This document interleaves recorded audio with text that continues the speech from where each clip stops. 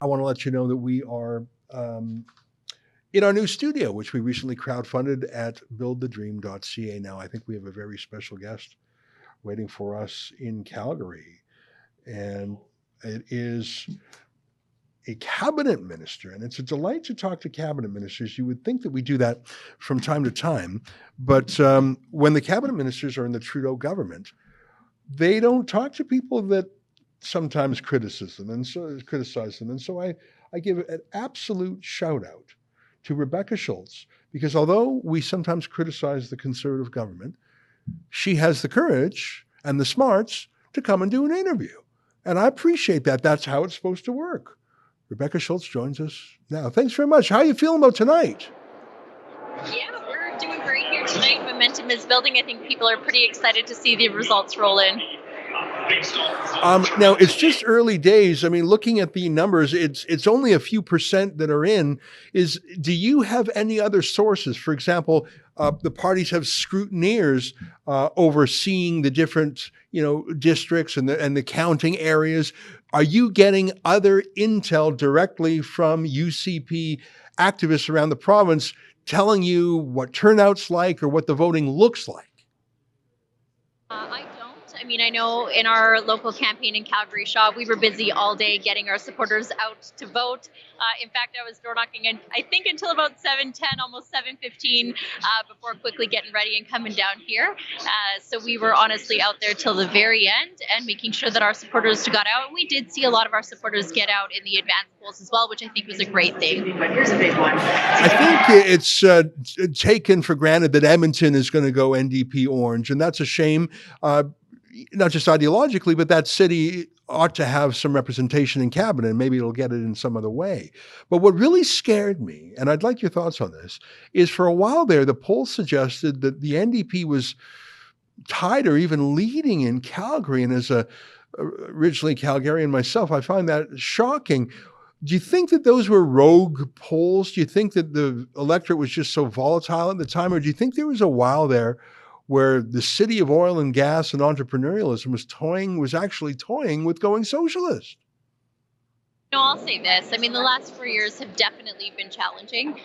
We faced a lot of pressures outside of our own control, and we had, of course, an oil price crash and economic downturn, but we are leading the nation in growth. We're seeing jobs, opportunity for Albertans. We're seeing more people choose to call Alberta home. I think all of those things are why we're leading the nation, and I think why Albertans have momentum, not only going into this election, but I think some hope and optimism for the future. And I think that really is what we started to see in the last couple of weeks of the election, and I think what you're starting to see here tonight. We're talking with Rebecca Schulz. She's the Minister of Municipal Affairs. Let me ask you a question about the mayors of Alberta. I know you have to work with mayors of every stripe, and you need a good working relationship. But what do you make of the fact that, again, in a province that is pro-oil and gas, you have mayors declaring climate emergencies? In a province that's pretty free speechy and live and let live, you see wokeism. And how do you explain, and is there some way to deal with the fact that our cities, not just in Alberta but across the country, are sort of like a training ground for left-wing politicians, and a baby politician, grows up and learns the ropes, and then, before you know it, a city councillor is running for MLA or MP. Like, they really are a training ground for politicians, and the left seems to dominate. Why is that? And maybe you have an insight as Minister of Municipal Affairs.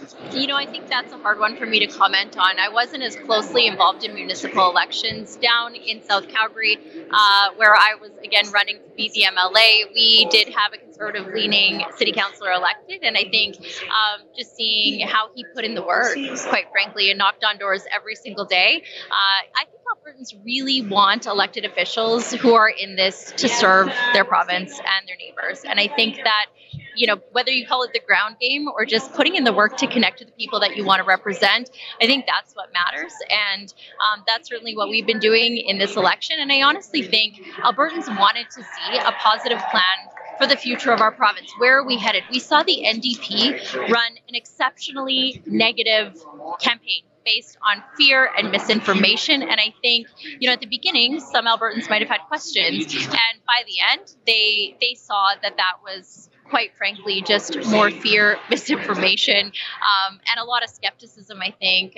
whether that sometimes is in media or what the NDP was putting forward in ads. And so that's where then we started to say, you know what? I like where you're headed. I like where you're headed when it comes to the economy. I like where you're headed when it comes to affordability and fighting the carbon tax and committing to lower our taxes, addressing community safety. I have half of my constituency along the C train line. These are things that matter to everyday Albertans. We put forward a platform that really resonated with everyday Albertans. And so I hope that's reflected in the results tonight. I'm optimistic it will be. Rebecca, I appreciate you taking the time to spend with us. Let me throw to my colleague, Adam Sos. Go ahead, Adam. One question I had for you, and this is a conversation Sheila and I have had. Do you think it's time for politics to get a little bit boring again? The NDP likes to scandalize. They want to be involved in every aspect of your life.